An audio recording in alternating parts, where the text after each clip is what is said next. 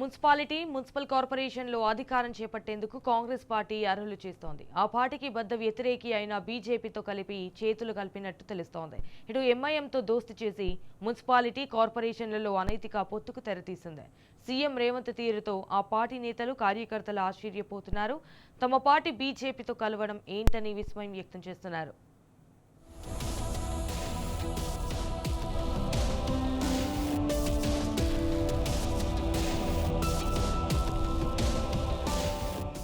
ఎలాగైనా సరే అధికారం దక్కించుకోవడమే టార్గెట్గా పెట్టుకుంది అధికార Congress party.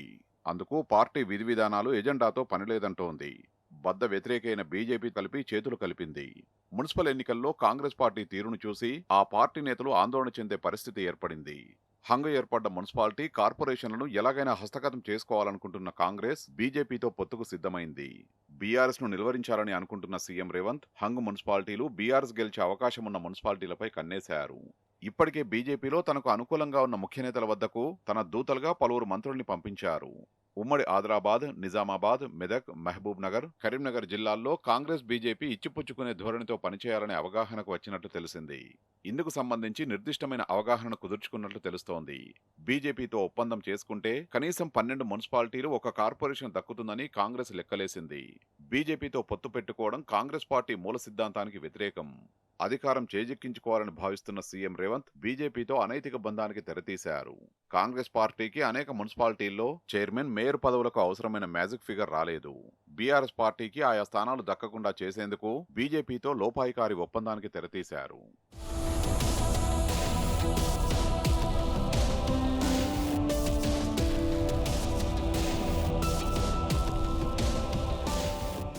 Medak municipal chairman విషయంలో కాంగ్రెస్ బీజేపీ అవగాహనకు వచ్చినట్లు తెలుస్తోంది.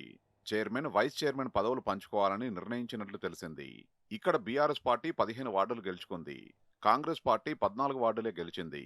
2 వార్డులను బీజేపీ దక్కించుకుంది. ఇక్కడ బీజేపీ కాంగ్రెస్ పార్టీని బలపరచాలని నిర్ణయించింది. దీంతో కాంగ్రెస్ అభ్యర్థి చైర్మన్ కానున్నారు. నర్సాపూర్లో బీజేపీ కాంగ్రెస్ పార్టీకి మద్దతు ఇస్తుందని స్థానిక కాంగ్రెస్ నేతలు చెబుతున్నారు. ఇక్కడ బీఆర్ఎస్ పార్టీ అత్యధిక వార్డులు గెలిచింది. మెట్పల్లిలో బీజేపీకి కాంగ్రెస్ మద్దతు ఇచ్చేలా ఒప్పందం చేసుకుందని తెలుస్తోంది. ఆసిఫాబాద్ జిల్లా సిర్పూర్ కాగజ్నగర్ లో Congress BJP chairman, vice chairman పదవులు పంచుకోనున్నాయి. ఇక్కడ బీఆర్ఎస్ పార్టీకి 11 వార్డులొచ్చాయి. కాంగ్రెస్ పార్టీ 9, బీజేపీకి 5 స్థానాలు వచ్చాయి. బీజేపీ సహకారంతో కాంగ్రెస్ చైర్మన్, వైస్ చైర్మన్ పదవులు సాధించుకోబోతోంది. మరికొన్ని మున్సిపాలిటీల్లో బీజేపీతో కాంగ్రెస్ పార్టీ అనైతిక పొత్తులకు తెరతీసింది.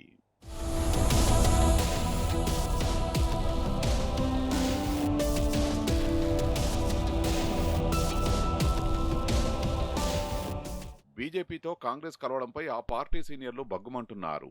జాతీయ స్థాయిలో రాహుల్ గాంధీ బీజేపీపై పోరాటం చేస్తుంటే రాష్ట్రంలో బీజేపీతో పొత్తు పెట్టుకోవడం, పదవులు పంచుకోవడం విడ్డూరమని మండిపడుతున్నారు. ఎంఐఎం బీజేపీతో కాంగ్రెస్ జతకట్టడంపై పార్టీ నేతలు ఆశ్చర్యపోతున్నారు. నిజామాబాద్ మున్సిపల్ కార్పొరేషన్లో కాంగ్రెస్ పార్టీకి బీజేపీ పరోక్షంగా సహకరిస్తోంది. ఇక్కడ కాంగ్రెస్ పార్టీ ఎంఐఎంతో కలిసి మేయర్ పీఠాన్ని కైవసం చేసుకోబోతోంది. మహబూబ్ నగర్ జిల్లాలో పలు మున్సిపాలిటీల్లో ఎంఐఎంతో కాంగ్రెస్ పదవులు పంచుకోబోతోంది. ఎంఐఎంతో అవగాహన ఉంది. బీజేపీతో జతకట్టడం ఆ పార్టీ కార్యకర్తలకు మింగుడు పడడం లేదు. హంగ్ మున్సిపాలిటీలు దక్కించుకునేందుకు బీజేపీ ఎంఐఎంపై ఆధారపడాల్సి వస్తోందని కాంగ్రెస్ నేతలు పెదవి విరుస్తున్నారు. ప్రత్యర్థి బీఆర్ఎస్ శిబిరం కౌన్సిలర్లను ఎత్తుకొని రావడం, బీజేపీతో అంటకాగడంపై కాంగ్రెస్ పార్టీలో చిచ్చురేపింది.